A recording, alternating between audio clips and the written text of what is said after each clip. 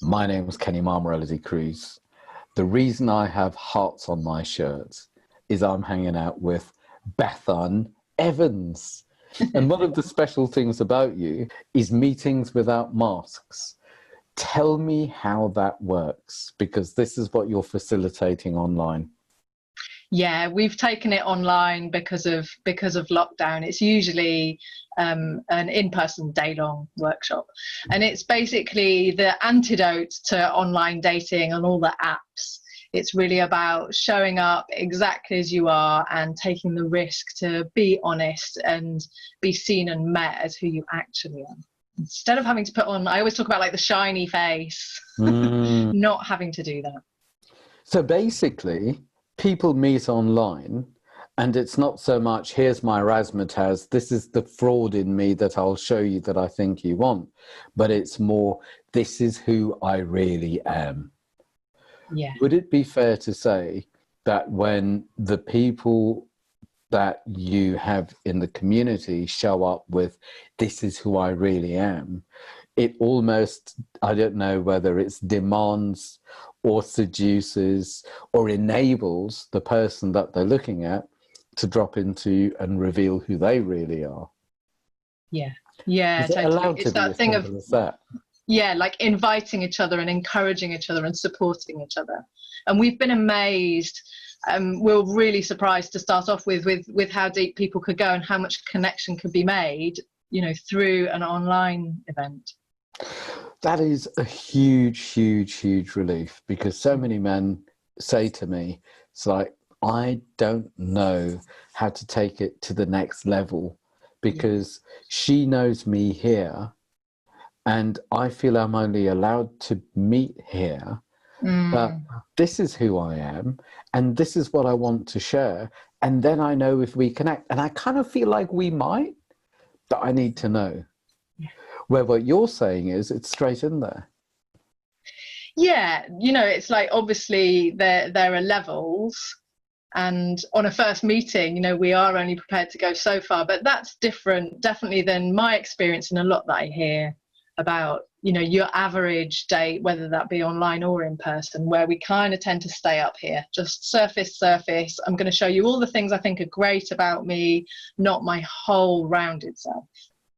So I'm guessing that we're talking about courageous, passionate people that want to reveal it and share it and come alive with it. Yeah. Yeah, right. Exactly. Because it's not that it's not scary necessarily. Exactly. Well, the thought of it often is. Yeah. So how do you do it online? Because I'm guessing that it, in some ways, at some levels, might be even safer because it's online and people can go there. So how does a typical meeting without masks online work? What's the structure and how many people do they meet? Surely it's not playing to a huge screen full of single men and women. No, we do limit it so that we can actually see everybody. So it's as though we're in the room together. That's how we try and frame it.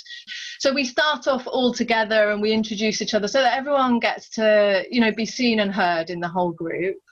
And then we intersperse that through the evening with going into breakout rooms one-to-one, and we give a little structure to that, at least to start off with, or say a suggestion, so that it's not kind of like you're thrown in a room and where do we start? And I think that helps people feel quite held and have a structure within which to open up to each other. It sounds like a nice, slick organization where everything's dealt with and there's space, as you say, to play, and a subject to talk about by the sounds.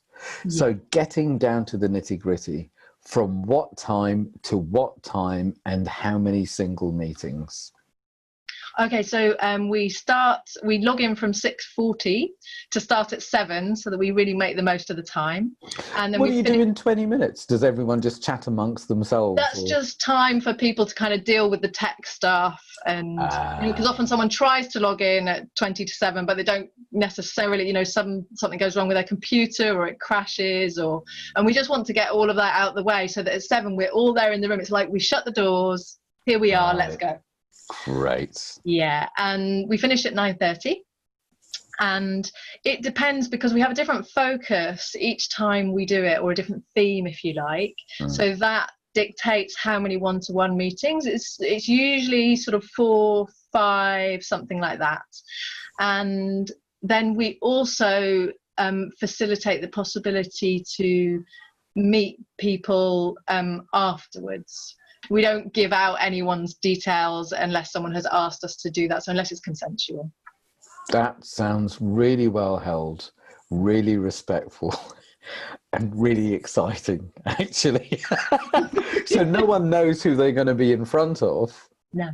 And it sounds like you make it more like a game show rather than in your face, hold your tick boxes against this person and see if it fits. More than that, it's like, who are you right now? Yeah. And how are you getting on right now?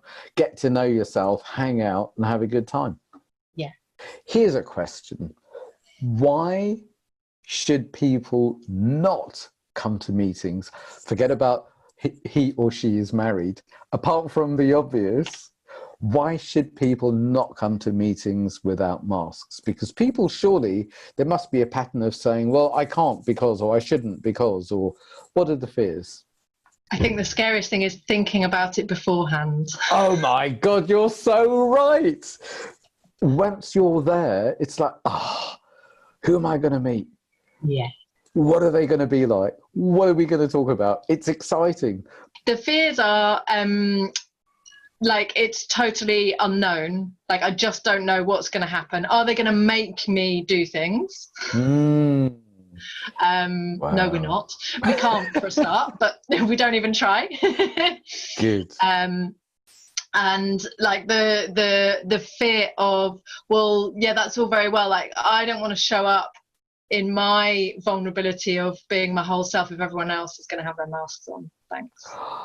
So it's like when one person takes that risk, the other one is much more likely to. And when you're both there with that intention, it's like so lovely dropping away. Would it be fair to say then that you hold a field of ripe authenticity? So if you hold it that way and people are hungry for that and they show up that way, that in no time, that's the only way. Hopefully. I mean, that's definitely our aim, and we get the feedback that we hold a really safe space, which I think people do need to feel safe to take those little risks. Do you know what?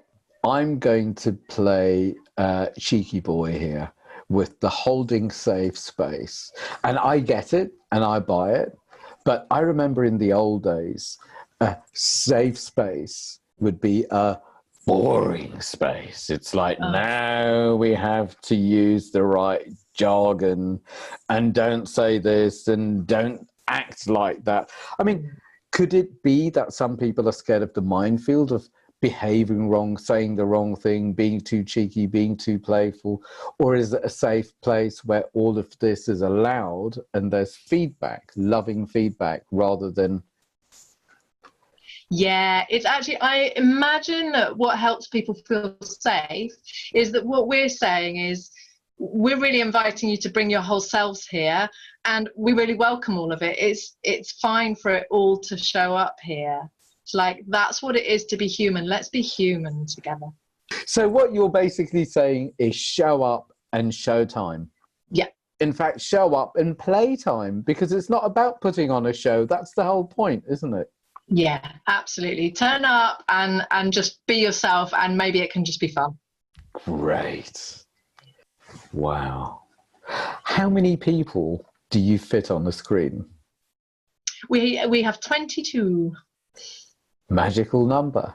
So from 22, you break out into twos 4 or 5 times. That sounds like a cozy enough space for variety.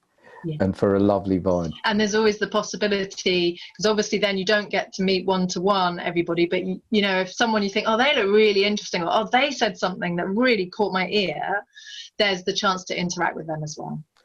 Ooh, are you talking about secret private direct messages? Oh, well, there's always that possibility. But no, we also have a special little way of doing it that we don't give away beforehand. Really? Yeah. How intriguing. Great. So it's not just the people you meet. You can No. kind of reach out or send a message or request something. Yeah. Exactly. Now that really opens up the field. Yeah. Mm. And we really encourage that, like, you know, that taking a risk and knowing that actually if people are being honest, you might get a no. Well, thank But God. it'll usually be a kind one. And also, better to have a no than a string along.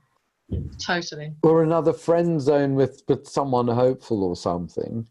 How healthy are boundaries and clarity?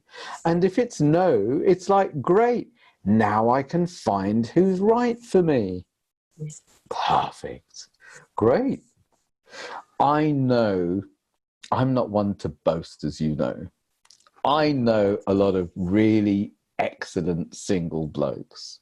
I'm sure. Mainly between, I guess, 30-something or maybe even early 30s and 50-something. Is that the kind of age group? Like who comes? Yeah, we actually get quite a wide age group, but the majority tend to be sort of late 30s to, I guess, late 50s, something like that. It sounds like my people ought to be speaking with your people. I think so. So how do we enable that to happen? Where do they go to find out? What's the web address and where do people sign up? techniqueforlife.com. And the way we know each other is through Jan Day, one Yeah. way or another. Yeah. I rate Jan. Jan is such good company. Frida is such a good guy.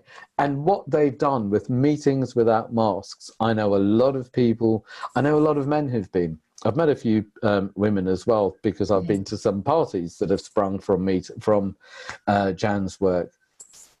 Absolutely love it. And for the blokes, if you want to come to a men's group or an open group or a check-in group or whatever, mensgroups.co.uk. And I am quite sure that we are here to enable love to blossom.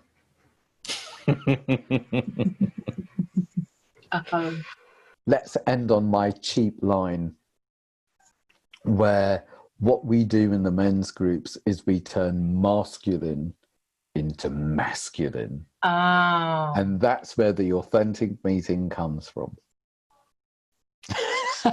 Great.